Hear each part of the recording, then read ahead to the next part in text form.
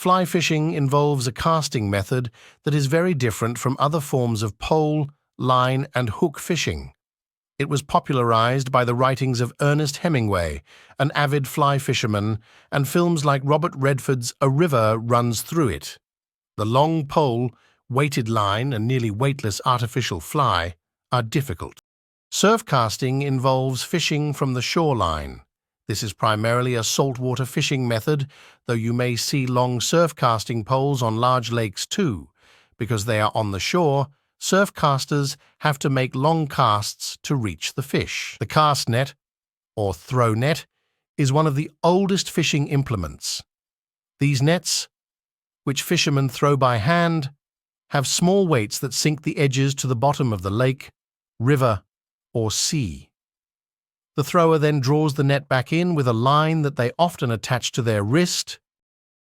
Ice fishing involves cutting a hole in ice with a manual or motorized auger and dropping a fishing line through that hole. It usually takes place on a freshwater lake.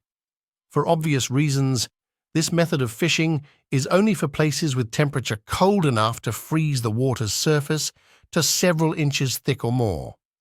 Casting is fishing in East Asia. Cormorant fishing involves using the aquatic fish-eating birds instead of nets or poles. This once was a method of commercial fishing practiced in China and Japan. Historical texts from as far back as the 7th century have references to trained cormorants catching fleas. Spearfishing is another ancient fishing technique. Paleolithic cave paintings in France appear to show spearfishing, as do illustrations from ancient Greece and historic accounts from India and Pakistan. The sea god Poseidon often appears with a trident, a three-pronged spear that was commonly used for catching fish. Deep-sea fishing involves heavy-duty sports fishing equipment to catch fish on the open ocean. Though deep-sea fishing trips may target one species of fish, such as tuna or marlin, you never know what might appear at the end of the line. Different techniques are used for catching fish in freshwater lakes, ponds, rivers, creeks, and streams. Still fishing does not require casting, so it is ideal for so-called panfish, such as perch or sunfish.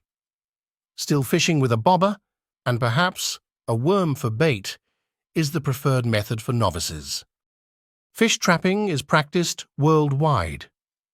Some traps, such as those used in crab fishing, are movable, while other trapping methods involve permanent structures. Trapping is usually for commercial fishing or subsistence fishing, not for sport fishing. Recreational anglers may use small fish traps such as pot traps to catch bait fish. Bow fishing involves spearing fish with an arrow that has a line attached and then reeling the catch in. Today, bows for fishing are relatively lightweight and simple compared to archery equipment for hunting and competitive shooting. Fishing arrows are relatively heavy because they must pass through the water without altering course. Thank you for watching. Like my video and subscribe my channel. Bless you all.